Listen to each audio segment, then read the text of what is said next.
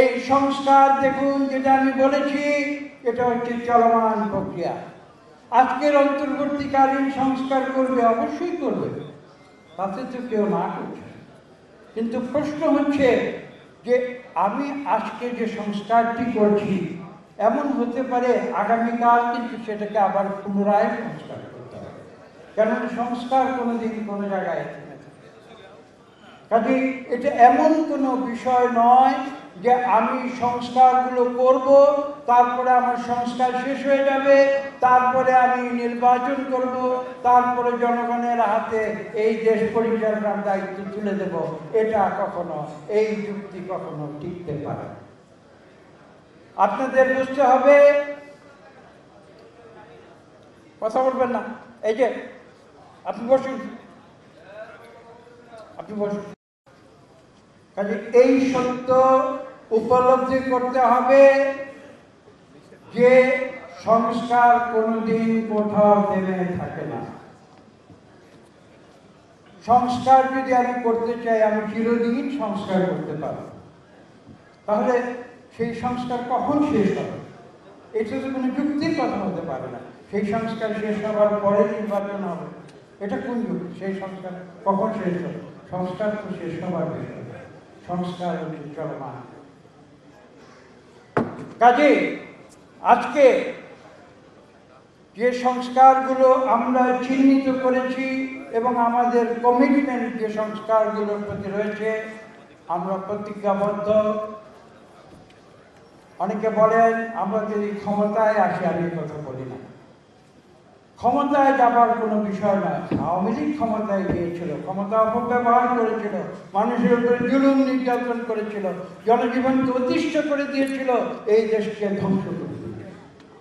আমরা সেই ক্ষমতায় যাবার কনসেপ্টে বিশ্বাস করি না। বিএনপি জনগণের সেবক হিসাবে রাজনীতি করে।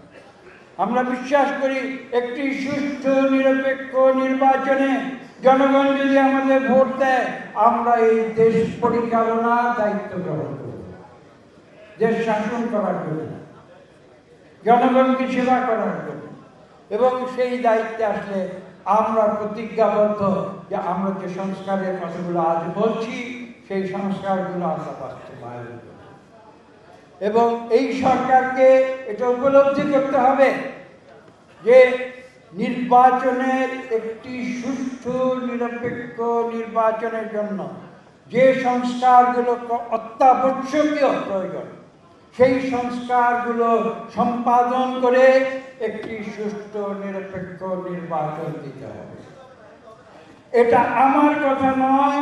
আপনারা আজকে রাজপথে যান, একজন রিক্সা চালককে জিজ্ঞাসা করুন, একজন দিনমজুরকে জিজ্ঞাসা করুন, একজন মিল শ্রমিককে জিজ্ঞাসা করুন, একজন গার্মেন্টস কর্মীকে জিজ্ঞাসা করুন, এই দেশের তরুণ সমাজকে জিজ্ঞাসা করুন, যারা এই বিপ্লব এনেছে, যারা বলছে যে যারা 5ই আগস্টের বিপ্লব করছে, তাদেরকে জিজ্ঞাসা করুন, তোমরা ভোটার হয়েছে 18 বছর বয়সে, আজকে পর্যন্ত তোমরা কি একবারও সত্যিকার ভোট দিতে পেরেছ? পারে না। কাজে সেই ভোটের অধিকার বাংলাদেশের 18 কোটি মানুষের মধ্যে 12 কোটি ভোটারকে ফিরিয়ে দিতে হবে। এটাই হচ্ছে এই অন্তর্বর্তীকালীন সরকারের মুখ্য দায়িত্ব। সেই ভোটের অধিকার ফিরিয়ে দেওয়ার মাধ্যমে একটি সুষ্ঠু নিরপেক্ষ নির্বাচন হবে, যে সুষ্ঠু নিরপেক্ষ নির্বাচনে সত্যিকার জনপ্রতিনিধিরা একটি সংসদ গঠন করবে এবং সেই সংসদ তখন একটি সরকার গঠন করবে। প্রয়োজনে তারা তখন এই সংস্কার, আমরা যদি ইনশাআল্লাহ আল্লাহর রহমতে যদি জনগণ আমাদের ভোট দেয়, আমরা যে প্রতিশ্রুতি দিয়েছি সেই প্রতিশ্রুতি অনুযায়ী জনগণের কল্যাণে এই 31 দফা সংস্কার ইনশাআল্লাহ আমরা সম্পাদন করব আমাদের জনাব তারেক রহমান সাহেবের। আমি বক্তব্য দীর্ঘ করব না। আমন্ত্রণ জানানো হয়েছে একটি বিশেষ উদ্দেশ্যে। আজকে আপনাদের সামনে আমাদের বিশেষজ্ঞ যারা বক্তব্য রাখবেন, সেই কথাগুলো আপনারা মনোযোগ দিয়ে শুনবেন। আমরা আমাকে একটি ব্যাজ দেওয়া হয়েছিল, সেই ব্যাজে লেখা ছিল প্রশিক্ষক।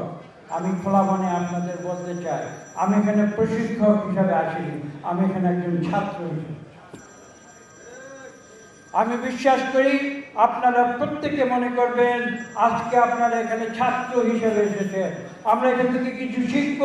সেই শিক্ষা আজকে ঢাকা বিভাগ এখানে রয়েছে, আমরা ঢাকা বিভাগের গ্রামে গঞ্জে ইউনিয়নে জেলায় উপজেলায় প্রত্যন্ত অঞ্চলে হাটে মাঠে ঘাটে সব ধারণা সহজ ভাষায় আপনারা বাংলাদেশের তৃণমূল মানুষকে বুঝিয়ে দেবেন যে আমরা এই কাজগুলো করতে চাই বাংলাদেশের মানুষের কল্যাণ সাধনে।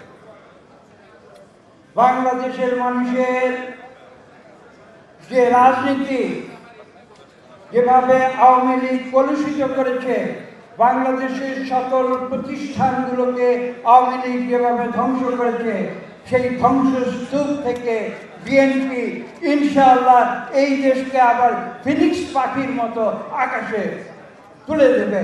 জনাব তারেক রহমানের নেতৃত্বে এই প্রত্যাশা ব্যক্ত করে আপনাদের সবাইকে ধন্যবাদ জানাই।